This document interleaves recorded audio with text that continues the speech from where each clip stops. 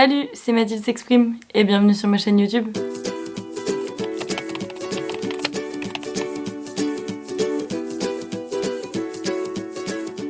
Ça y est, ça fait 2 mois que je suis en Espagne et donc j'arrive à la moitié de mon expérience Erasmus. Alors je vous ai demandé sur Instagram si vous aviez des questions à me poser et aujourd'hui, je vais y répondre.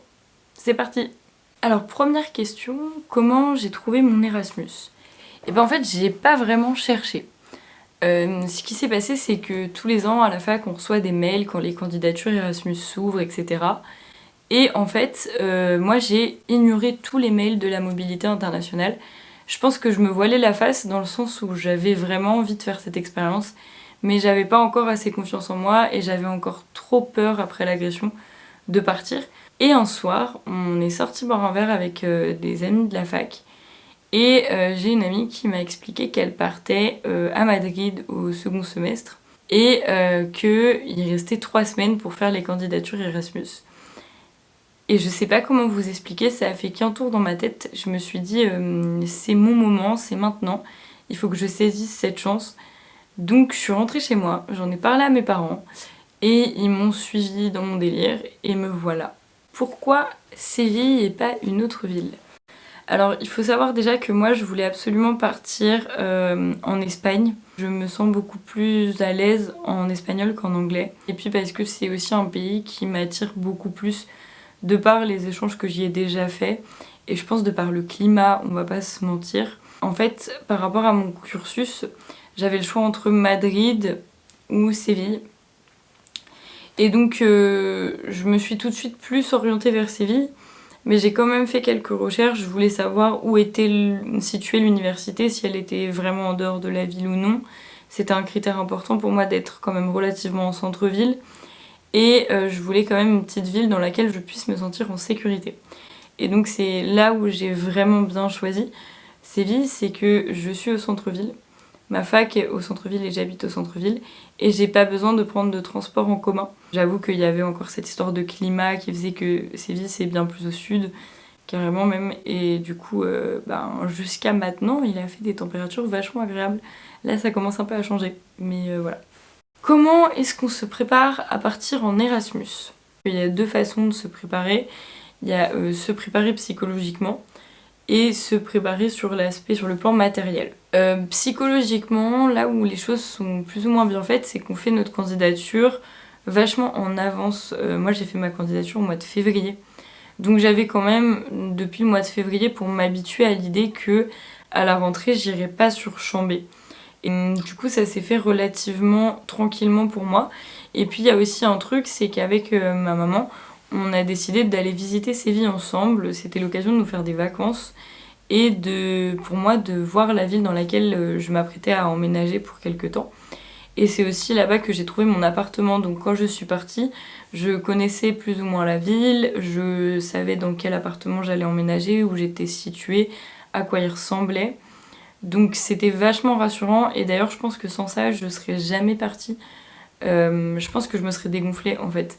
Et puis après matériellement, comment on se prépare à partir en Erasmus ? On fait comme quand on va en vacances, sauf qu'on prépare sa valise vachement plus à l'avance. On fait pas comme moi, on prépare pas sa valise 2 jours avant. Et surtout on pense pratique, dans le sens où on peut pas emmener toute notre vie. Il faut, selon moi, c'est vraiment mon point de vue, amener des objets qui comptent et qui puissent vous rassurer. La déco, moi c'était un point hyper important, fallait que j'ai de la place pour la déco. Et des objets pratiques, genre des multiprises, des éponges et des torchons, comme ça vous avez au moins un torchon. Comme ça vous avez tout ce qu'il faut en arrivant, quand vous êtes en coloc notamment, puis pouvoir nettoyer l'endroit dans lequel vous arrivez en fait. Des tongs, les gars, des tongs, ça a sauvé mon voyage, les tongs, merci maman. En fait, sentez-vous bien avec les objets que vous emportez. Les objets que vous emportez, c'est des bouts de maison que vous emmenez avec vous et qui vous permettent de garder plus ou moins votre identité parce que ça perturbe pas mal d'être dans un nouveau pays. Donc prenez vraiment le temps et prenez du soin pour faire cette valise qui est si importante. Alors, qu'est-ce que je pense de la ville de Séville ? Est-ce que j'aime bien la ville de Séville ? Effectivement, c'est une ville que j'adore. C'est une ville qui compte émotionnellement pour moi puisque je suis là depuis 2 mois et que j'ai choisi d'y vivre pour une expérience que, à la base, je me sentais pas capable de faire. Donc évidemment, j'adore la ville de Séville. Mais objectivement, sans ça, les points qui font que j'adore la ville de Séville, le centre historique. Je connais pas les périphéries, je suis jamais trop sortie du centre historique parce que j'y habite et que j'y étudie et puis bah par confort. Mais son centre historique a tellement, et c'est tellement rare de voir ça, une cohérence architecturale. T'es tout le temps dans des quartiers qui sont conviviaux en fait. Et avec tous les points historiques qu'il y a à voir, même si j'avoue que je le fais pas assez et qu'il faudrait que je le fasse beaucoup plus, tu as vraiment moyen de changer de paysage au niveau visuel. Et puis j'adore cette ville parce qu'il y a tout le temps du monde. Alors il y a des fois c'est épuisant, il y a tout le temps du bruit et tout le temps du monde, donc par exemple mes vidéos je les tourne la nuit. Est-ce que je me sens en sécurité dans la ville de Séville? Alors j'ai déjà un peu répondu à cette question avant, mais ouais. Je pense que c'est la ville au monde dans laquelle je me suis sentie le plus en sécurité, paradoxalement, étant donné que bah, je suis quand même partie loin de chez moi et que je m'attendais pas à m'y sentir en sécurité. Mais du coup, toute cette cohérence architecturale et ce centre historique qui est quand même vaste fait qu'il y a tout le temps du monde dehors et que du coup, en vrai, il y a vraiment trop de monde au même endroit pour qu'il t'arrive un truc vraiment grave.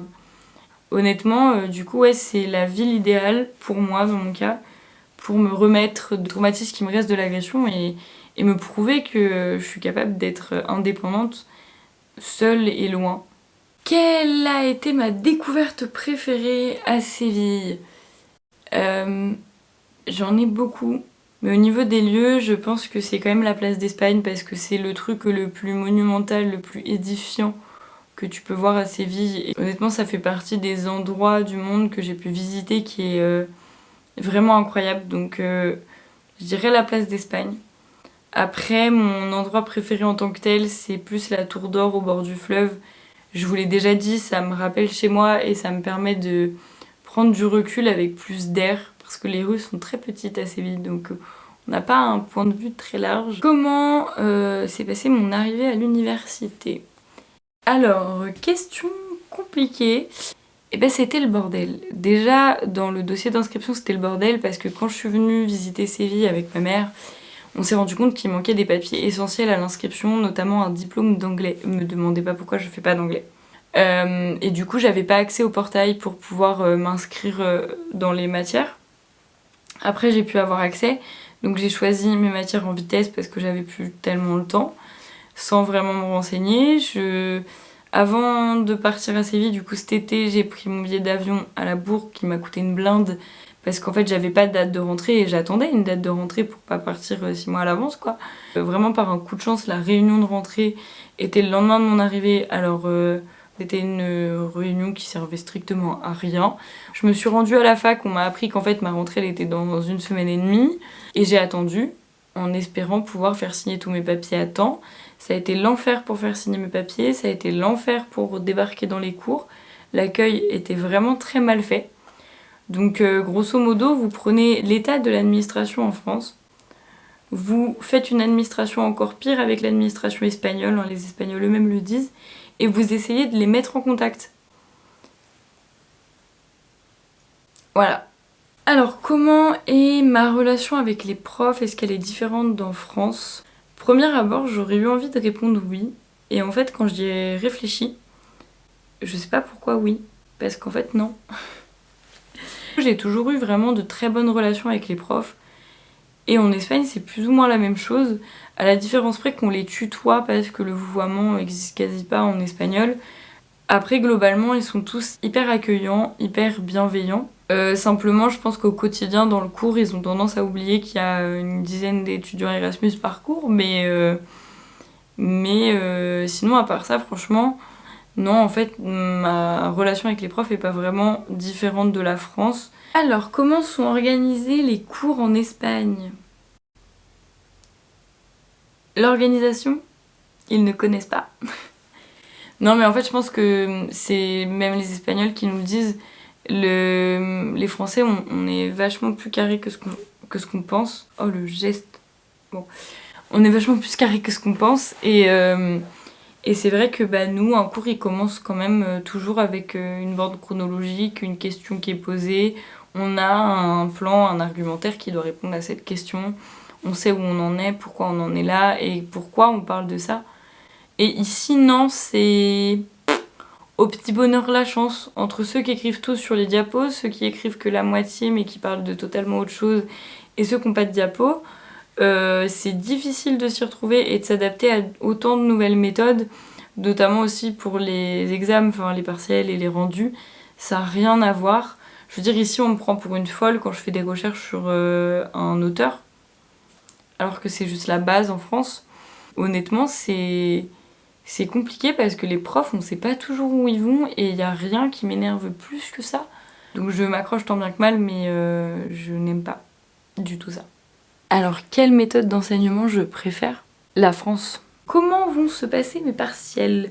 Et ben en fait, il va falloir que je revienne début janvier jusqu'à fin janvier parce que mes partiels sont entre le 9 et le 19 janvier. Ça va être cool parce que je vais avoir le temps de vraiment profiter de Noël et de vraiment couper et de revenir pour réviser.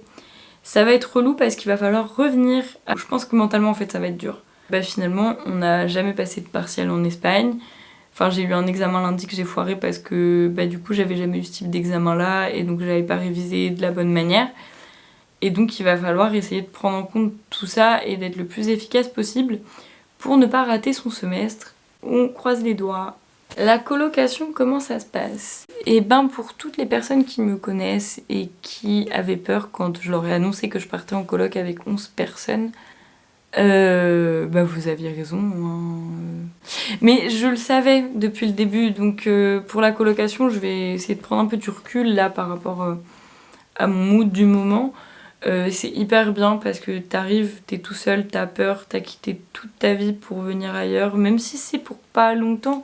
T'es hyper désorienté quand t'arrives et la coloc ça te permet d'avoir des connaissances, d'avoir une vie sociale et surtout de partager ses sentiments avec des gens qui vivent la même chose que toi. Donc honnêtement c'est génial la coloc pour ça. Sauf qu'évidemment on est 10 et que du coup avec le temps il y a des conflits un peu merdiques qui interviennent. La propreté, moi qui suis maniaque, là on arrive à un stade où les toilettes c'est des toilettes publiques. Tous les jours je vais avoir un moment où ouais ça m'énerve. Et du coup c'est plus pour ça en fait que je supporte pas la coloc plus que pour les gens. Parce que en vrai j'aime vraiment bien cette expérience de colocation à 11. Mais c'est vrai que moi c'est la propreté et ça me fane. J'ai envie d'être chez moi dans mon propre confort. Faut s'accrocher, mais c'est une période qui est déterminée, qui est courte, donc ça va aller. Est-ce que j'ai vraiment progressé en espagnol? Est-ce que je vois la différence? Oui et non. Oui, c'est sûr et certain que j'ai progressé en espagnol, il n'y a pas de débat là-dessus, que ce soit dans la compréhension orale, dans l'écriture, dans le fait de parler. Il y a vraiment, c'est obligé de toute façon, ça fait 2 mois que je suis là, c'est obligé que tu progresses. Par contre, c'est peut-être pas autant que ce que j'avais espéré. Séville, c'est une ville qui est bondée de Français. C'est une ville étudiante Erasmus hyper importante en Europe.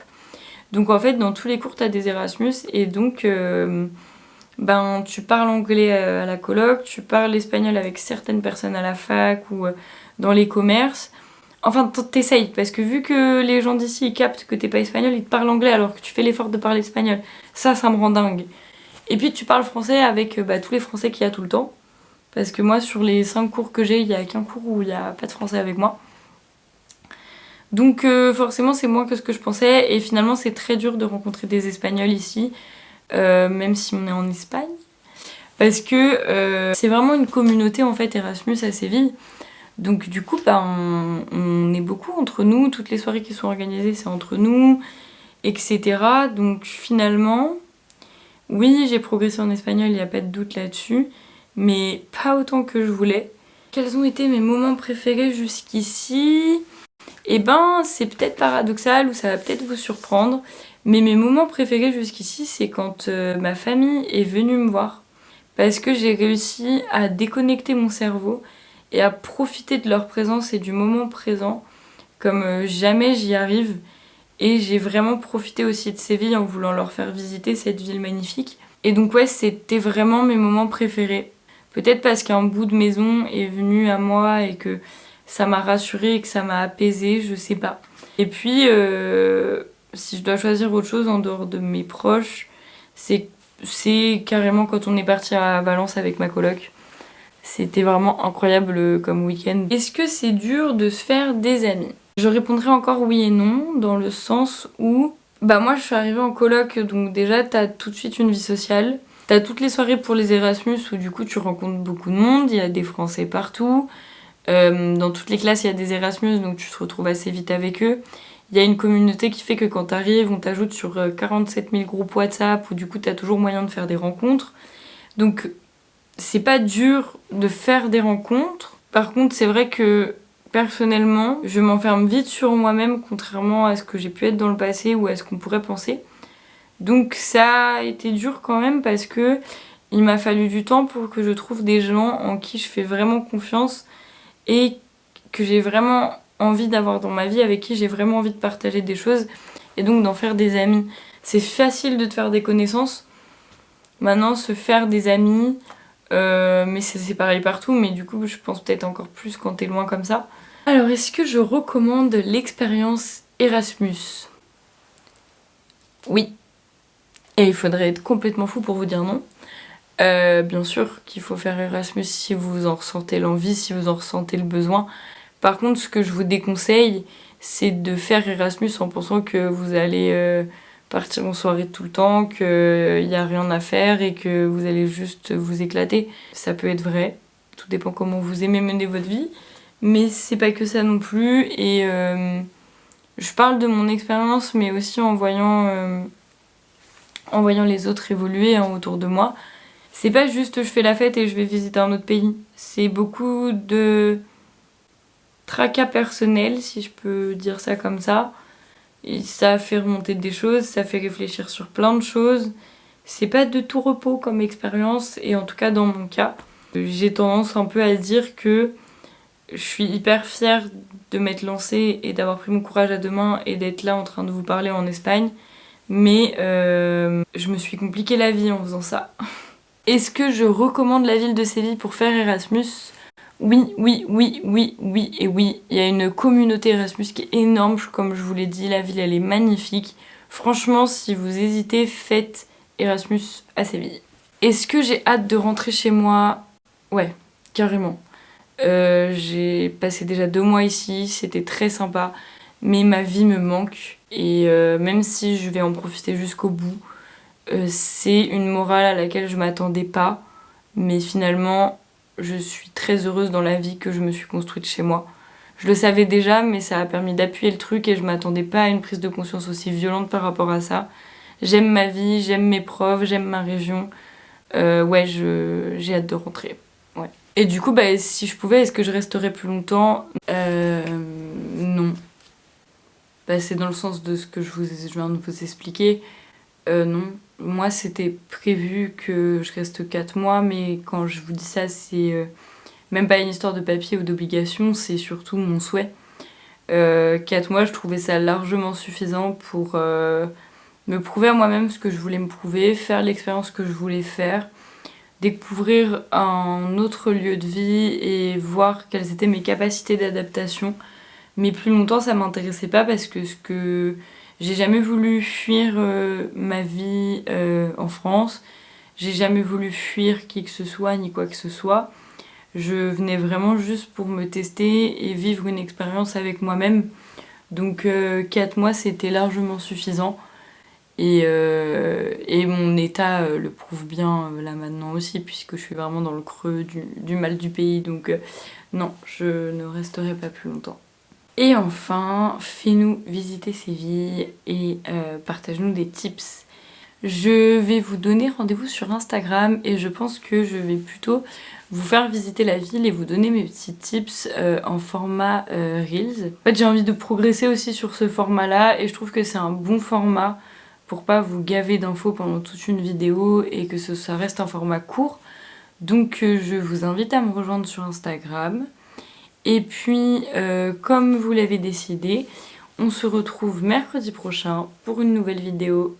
Bye bye!